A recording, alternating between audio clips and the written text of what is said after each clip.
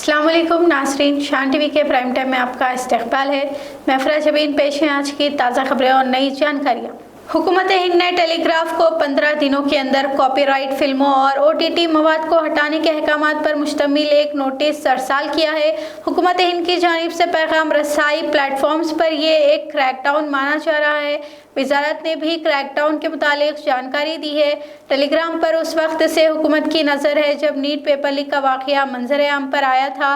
चंद दिन कबल NEET paper इम्तहानात के दौरान भी टेलीग्राफ पर कुछ दिनों की पाबंदियां आयद कर दी गई थी। वजारत दाखिली उमूर ने बेंगलुरु के एक सॉफ्टवेयर इंजीनियर समेत 23 को नामजद दहशतगर्द करार दिया है। मज़कूरा 23 अफराद अब हिंदुस्तान में नहीं है, मगर उन पर UAPA के तहत मुकदमा दर्ज करते हुए दहशतगर्द करार दिया गया है। इसी के साथ वजारत दाखिला की जानिब से नामजद किए गए दहशतगर्दों की तादाद में इजाफा होकर ये 80 तक पहुँच गई है। मज़कूरा 23 पर इल्ज़ाम है कि उन्होंने दहशतगर्दों को मालिया फराहम किया, उन्हें ट्रेनिंग में मदद की और हथियार जैसे ड्रोन्स वगैरह की तैयारी में भी मदद की ताकि हिंदुस्तान में दहशतगर्द हमलों को अंजाम दिया जा सके। दिल्ली के 2020 फसादात में 5 साल से ज़ायद अरसे से जेल में कैद स्टूडेंट लीडर उमर खालिद और शर्जील इमाम की दरख्वास्त जमानत फिर एक मरतबा मुस्तरद कर दी गई है।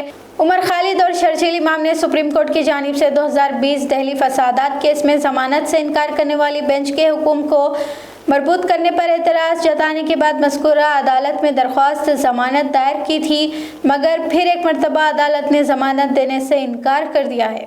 पार्लिमानी उमूर के वज़ीर किरण रिजिजू ने बताया कि पार्लियामेंट का मानसून इजलास 20 जुलाई से शुरू होगा। इजलास के दौरान कौमी सलामती, कौमी अहमियत से मुतालिक बहुत सारे मसाइल पर बहस, मुबाहिसा और तबादिले ख्याल भी अमल में आएगा। रिजिजू ने यह भी कहा कि मज़कूरा मानसून इजलास 13 अगस्त तक चलेगा। कॉकरोच जनता पार्टी का एहतजाजी मुजाहिरा 15 दिनों में दाखिल हो गया है। वहीं भूख हड़ताल कर रहे समाजी जहदकार सोनम वांगचुक की तबीयत भी बिगड़ रही है। कॉकरोच जनता पार्टी के बानी व सदर अभिषेक दिपके ने कहा कि हुकूमत क्यों धर्मेंद्र प्रधान को हटाने का अब तक फैसला नहीं लिया है। दिपके ने यह भी कहा कि अगर वांगचुक के साथ कुछ होता है तो इसकी सारी जिम्मेदारी मरकजी हुकूमत पर आयद होगी।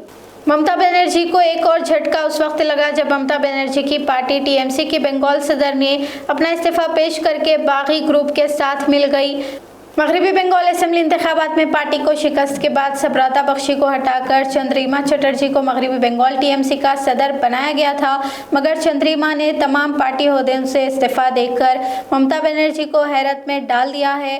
हैरत की बात यह है कि चंद्रिमा ने अपने इस्तीफा के आखिरी अल्फाज में लिखा है, जहां पर यकीन और भरोसा ख़त्म हो जाए वहां पर काम करना मुश्किल हो जाता है। महाराष्ट्र नवनिर्माण सेना के सदर राज ठाकरे ने लोगों की मौत पर हंसने वाले BJP अरकान असेंबली के खिलाफ अदम कार्रवाई पर चीफ मिनिस्टर महाराष्ट्र देवेंद्र फडणवीस को अपनी शदीद तनकीद का निशाना बनाया। राज ठाकरे ने कहा कि लोगों की मौत पर आपके अरकान असेंबली हंस रहे हैं और आपने उन पर अब तक कोई कार्रवाई नहीं की। राज ठाकरे ने चीफ मिनिस्टर देवेंद्र फडणवीस को एक खुली मकतूब भी सिमन में तहरीर किया। राज ठाकरे की बरहमी के सबब महाराष्ट्र में हालिया बारिश के दौरान 2 लोगों की मौत पर BJP रुकन असेंबली अमित सातम का वो वीडियो है जिसमें मौत की खबर पर उन्हें हंसते हुए देखा जा सकता है। सातम का ये वीडियो तेजी के साथ वायरल भी हो रहा है। हिंदुस्तान के महकमे मौसमियात ने जानकारी दी है कि मुंबई और इससे मुतसिल शहरों और अजलाओं में 4 और 5 जुलाई को शदीद बारिश होगी, जबकि कौमी दारुल हुकूमत दिल्ली में हल्की बारिश के इम्कानात है। महाराष्ट्र की बारिश ने अवाम की जिंदगी मफलूज बना कर रख दी है। मुंबई में सड़कों सैलाब ज़दा हो गई है, वहीं लोग खुले मेन होलों में गिर रहे हैं। गाड़ियां बारिश के पानी में फंस गई हैं। मजमूई तौर पर मुंबई की बारिश ने भी आम जिंदगी को मफलूज कर दिया है। शान टीवी प्राइम टाइम का सिलसिला यहीं पर ख़त्म होता है। अफरा जबीन और शान टीवी की सारी टीम को अब दें इजाज़त। शब खैर।